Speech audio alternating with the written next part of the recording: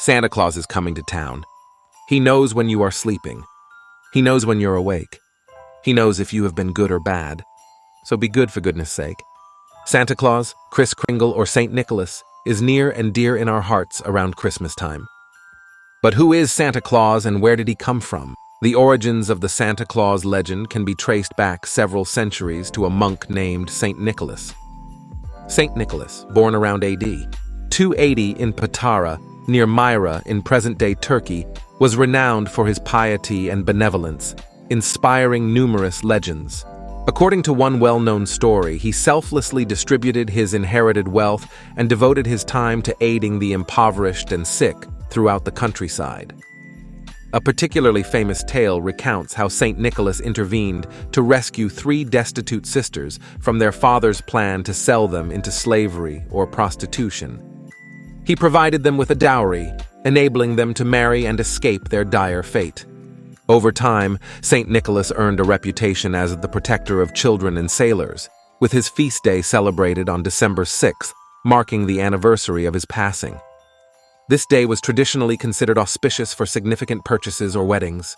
As centuries passed, St. Nicholas's popularity grew, making him the most revered saint in Europe by the Renaissance.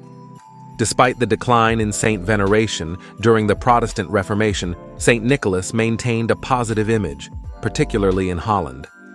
The legend of St. Nicholas began to permeate American culture in the late 18th century, with New York newspapers in 1773 and 1774 reporting Dutch families gathering to honor his death anniversary. The name Santa Claus emerged from the Dutch nickname for St. Nicholas, Sinterklaas, a shortened form of Sint Nicolaas, Dutch for St. Nicholas. This evolution marked the beginning of Santa Claus's presence in American folklore and holiday traditions. In 1804, during the annual gathering of the New York Historical Society, John Pintard, a society member, shared woodcuts depicting St. Nicholas. The engraving's background featured familiar Santa Claus elements, such as stockings brimming with toys and fruit draped over a fireplace. Washington Irving played a role in popularizing the Sinterklaas tales in 1809 by identifying St. Nicholas as the patron saint of New York in his book, The History of New York. As St. Nicholas gained prominence, descriptions varied, portraying him as a rascal, donning a blue 3-cornered hat, red waistcoat, and yellow stockings, or as a figure wearing a broad-brimmed hat along with a huge pair of Flemish trunk hose. The contemporary portrayal of Santa Claus has its roots in illustrations crafted by cartoonist Thomas Nast for Harper's Weekly, starting in 1863. Nast's depiction of Santa drew inspiration from the details outlined in the poem A Visit from St. Nicholas, commonly known as 'Twas the Night Before Christmas, which was initially published in 1823. The poem describes Santa as following: "He was dressed all in fur from his head to his foot, and his clothes were all tarnished with ashes and soot. A bundle of toys he had flung on his back, and he looked like a peddler just opening his pack. His eyes, how they twinkled, his dimples, how merry. His cheeks were like roses, his nose like a cherry. His droll little mouth was drawn up like a bow, and the beard on his chin was as white as the snow. The stump of a pipe he held tight in his teeth, and the smoke, it encircled his head like a wreath. He had a broad face and a little round belly that shook when he laughed like a bowl full of jelly.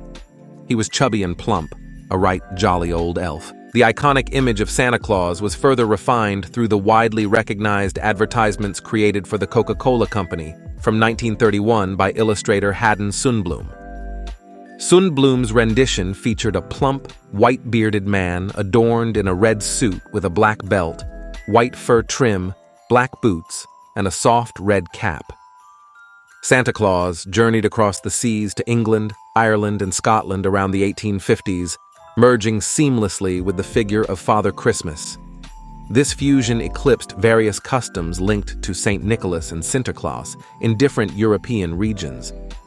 Over the years, the widespread appeal of Santa Claus was further solidified through literature, print media, radio broadcasts, and cinematic productions, contributing to the character's widespread recognition in the United States and beyond. Today, This festive figure has become a familiar presence in countries where Christmas holds significance for a substantial portion of the population. I wish you all a Merry Christmas. Like and subscribe if you want to learn more about Santa and Christmas during this holiday season. Merry Christmas to all, and to all a good night.